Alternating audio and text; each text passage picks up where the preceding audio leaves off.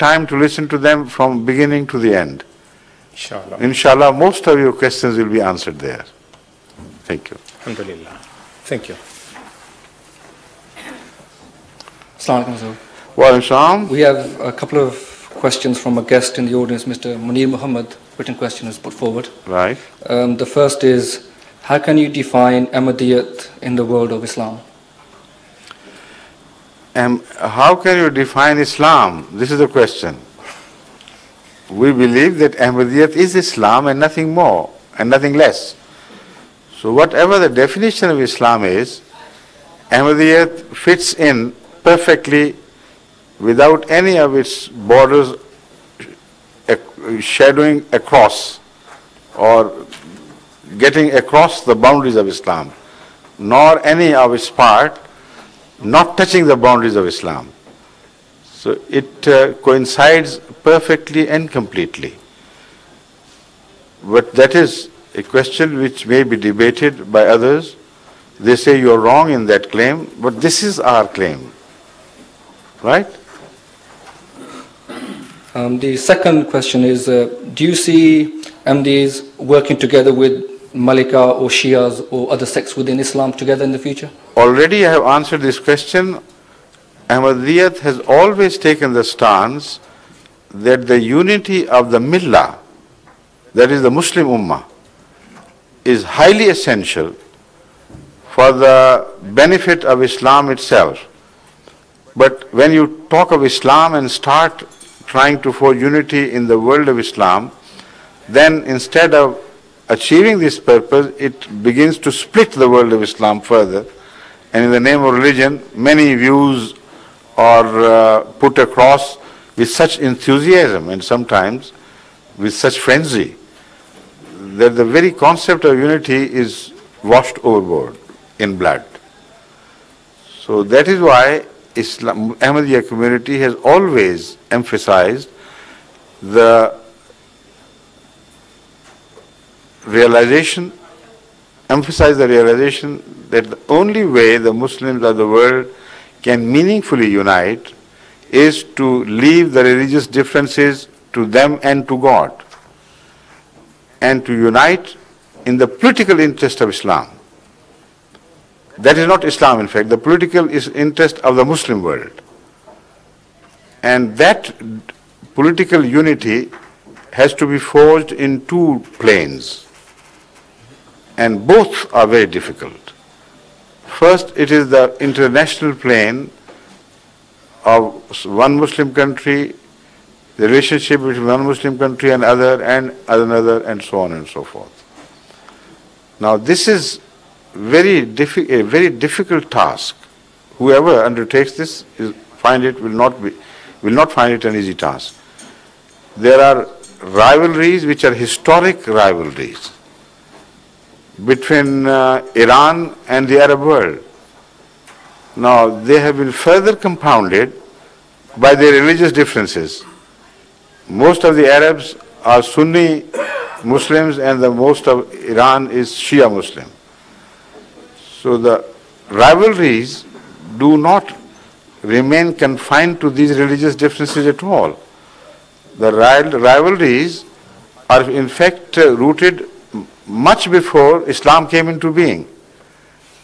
You know, Arabs and the Persians and the attitude of the Persians towards Arabs as small things, the Bedouins, the nomads who had no civilization, that created many a problem between the Arabs and the Iranians. And this question has not died. It did not die with Islam. For a while, it was subdued or made dormant, shall we say. But it began to rise again, and that is the reason why Shiaism spread more in the Iranian influence areas than in the central areas of Islam. Because these rivalries, their concepts helped Shiaism to grow there much more powerfully than elsewhere. For instance, according to the Iranian system of government, it was the only the only acceptable system to them was that every king or monarch had a right to bequeath his right to rule to his children. And it is always the son, first son or the second son, but it has to be the offspring of the ruler who would inherit the right to rule. Now, this Iranian view was not changed by the influence of Islam, because the conversions in Iran did not take place at the time of Hadhrat Muhammad Rasulullah sallallahu alaihi wasallam.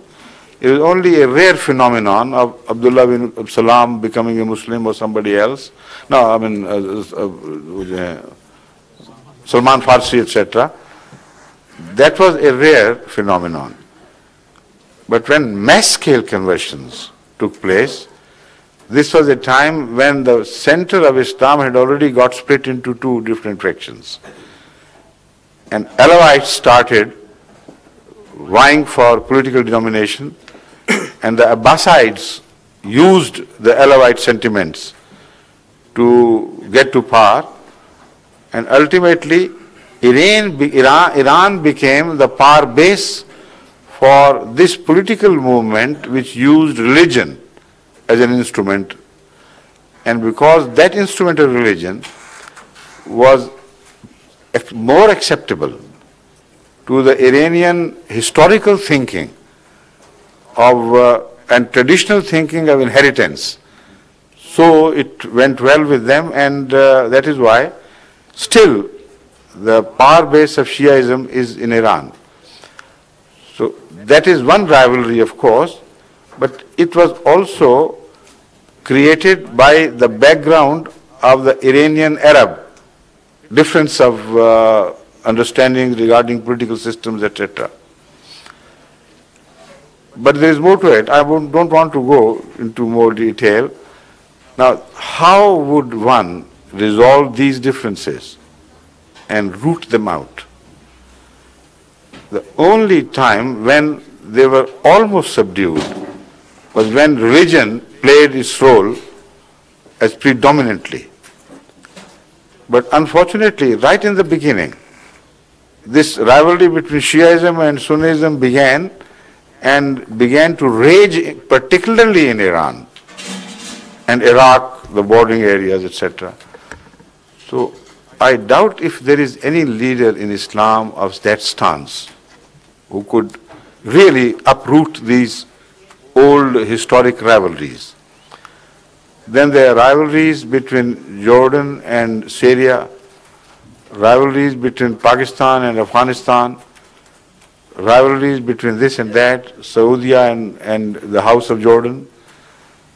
So these are the issues. The only way, I think, one can sort of forge a sort of unity would be to convince these powerful people who control their respective areas of domination that for the sake of your own self, for your own survival, forget for a time being of all these rivalries. Even if you can't resolve them, come to an understanding on the principle as the Holy Quran itself has laid. And that is the only way out of this very deep and complicated problem. The second problem I'll come to, but first let me refer to the principle as mentioned in the Holy Quran. And that principle is that of coming to the commonalities. The Holy Quran says, قُلْ يَا أَهْلَ الْكِتَابِ تَعَالَوْا إِلَىٰ كَلِمَةٍ سَوَاءٍ بَيْنَنَا وَبَيْنَكُمْ. O Prophet Muhammad sallallahu alaihi wasallam, tell the people of the book that come to the common points. If you want to put your united strength to the service of mankind and you want to achieve something worthwhile, then why not start with the points of agreement instead of emphasizing the points of differences? So within the differences, a formula can be found in which if commonality